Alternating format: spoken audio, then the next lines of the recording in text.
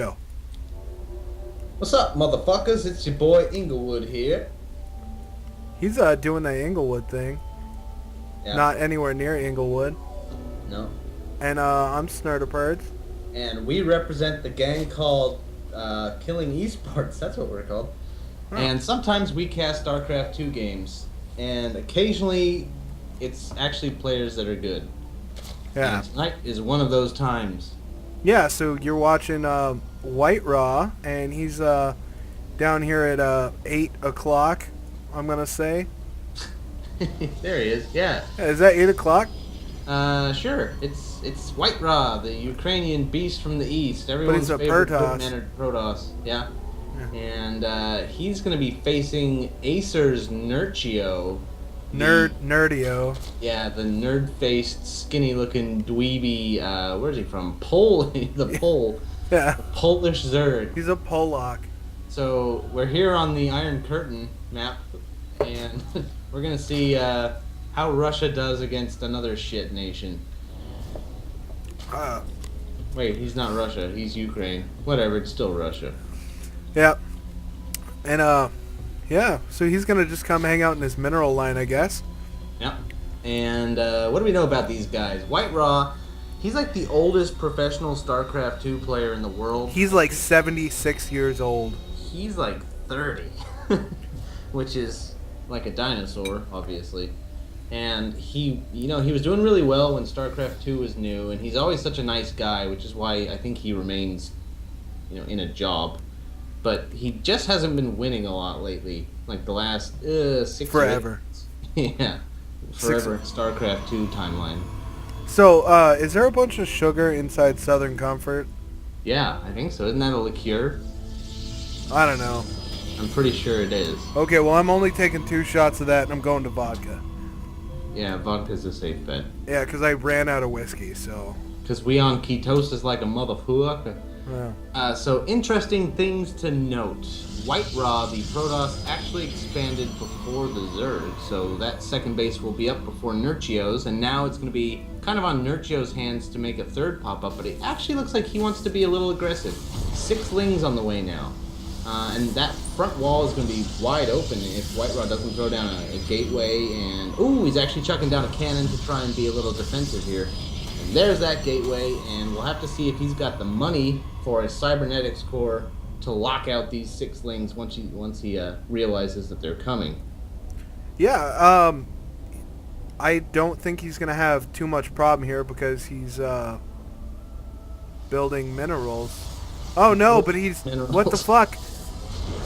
Yeah. Yeah, so he did get it. He's got that one... Oh, Oh, and he canceled it.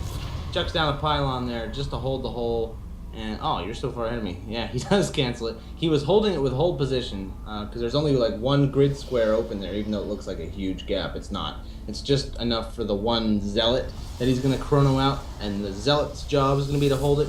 And the probe was doing it temporarily, but the cannon was there to defend the probe, and so a quick temporary pylon plugged the hole just for a moment, and now he's looking like he's in real good shape. That only cost him, what, 25 minerals? Yeah, that's right, 25. Yeah, 25 minerals to save the day here, and it looks like... Cyber core is going to just beef up that part of the wall, because it's pretty easy to knock down a pylon, but when there's a cyber core behind it, that's, what, like another 150 HP building, so I think... Cyber core is 550. Oh, Jesus, so yeah, he's not getting through there anytime soon. Oh, but he's slacking right now, it's wide open.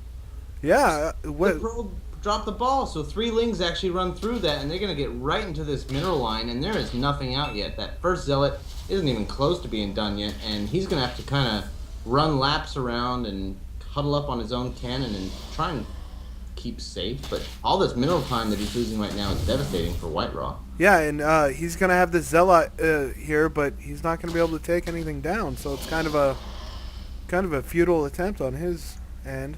Yeah, 1 probe already down, not to mention all the stuff that's having to run around like a chicken without its head. And there's actually no cannon back in the main as well, so these lings are going to have free reign to pick off a couple of workers or at least disrupt mining. And we see, what was that, like 7 probes get pulled off the line for a few seconds, so that's just horrible. And, I mean, it doesn't look like much when that happens. Oh, there was actually a proxy pylon there in Nerchio's third, so that was good. It doesn't look like there's a lot of time being lost when the probes only come off for a second, but you have to remember that it takes like 10 seconds for them to actually mine a mineral, and it could have been 9 seconds through that by the time you had to pull it off, so potentially a lot of time being wasted there. But behind this little aggression here from Nerchio, he's up a decent amount of supply, he's up a base, and his economy is looking like it's in real good shape. Yeah, he's definitely staying ahead, and you can tell he's just producing more and more and more constantly, and that's something that WhiteRa's gonna have to pick up the pace here, but it's hard when you're constantly out of stuff. Yeah, stuff is good to have. Dude, I'm so not drunk enough to be doing this. Oh, all right. Well, Stalker does come in, tries to make something happen. 4 wings and a queen, gonna push it away. Time to get in drunk mode. Okay, Robo Bay, Robo Facility is up. Getting an observer out for some map control. The thing about Protoss, I mean, Protoss is like the strongest raised Zerg, like the weakest, so a 2-base Protoss can really get some shit out on the field and actually make some damage happen. So it's not terrible that WhiteRa is sticking to 2-base like this. In fact, he's probably just fine. He's got all 4 gas up and running. Or no, it looks like he's actually only got 3 gas up and running. But once he gets 4 gas up and running, he'll be able to do anything he wants to do. And in response to that, Nerchio is going to have to make some magic happen because he's not being terribly aggressive. He did spend some money, some resources on those early lings, but they didn't score a whole lot of kills, just a bit of a harass. So, now, Horn, yes. Would you just be building sentries here to stand behind your stalker like this? Is this normal? Is this stupid?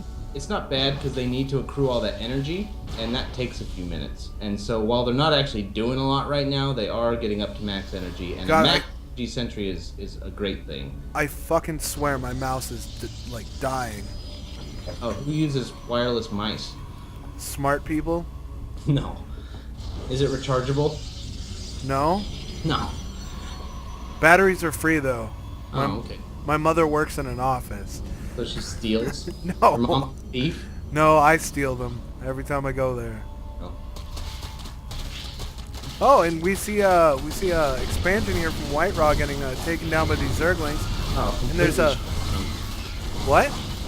Did he not cancel that? No, he did not. Oh, that's 400 minerals in the toilet, and he was right there. I could have sworn he had those units targeted.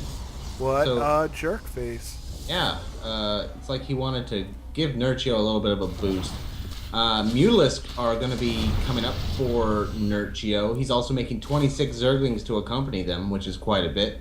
And the production end of WhiteRa is actually like nothing. He's just getting Blink and he's getting +1 ground armor, but not making units. And so I think 36 Lings is going to be a big pain in his ass. Yeah, and if you look at him here now, they practically took out his entire force. Yeah, Lings are disposable, completely throwaway, and they got a bunch of kills there, so that's definitely not looking good for WhiteRa. 10 Mutalisk on the way, 10 more Lings, and he's actually going to start upgrading his Mutalisk as well. And Blink Stalkers will be great against a big Mutaflock, but he actually needs some Stalkers for that to work. And I see 0 at the moment. How about the Units tab? Does he have any Stalkers out that we're just not seeing? No. He's got 4. Oh, okay, 4. There we go. So 4, and 2 Immortals is pretty good against Roaches, but we see that he's not actually making Roaches. He, Nerchio that is, did get the Roach Warren up, they are an option, but he's not committing to that. And so those Immortals are basically wasted. They can't do anything against Mutants. Oh, and look at this. The Zergling come back to take out this third base, but he doesn't stop it. Instead, they're inside his expansion, and they're going to be taking out this mineral line as quickly as they can. Right, getting all these free kills while the army was all the way back. Look, and the Stalkers just walk past. Well, there's a run by at the third base that you're not seeing. Oh. So you forget. Come on, WhiteRa. Look at the third. Look at the third. Look at the third. Oh, they're gone now. So it was Mutalisk, and he. Oh.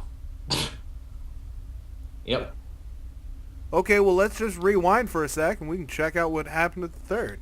Yeah, it was Mutalisk flock, I think. Okay, so we're here. Now this is going to be the moment when, see, the Stalkers end up leaving here, and the Zerglings are going to come in, but they're not going to get the kill. They're going to instead run into the whatever your fucking second base is called. Natural. Natural. Yeah. So here come all the lings streaming across the map, it looks like. They're going to gather up in the middle at the Zelnaga Tower.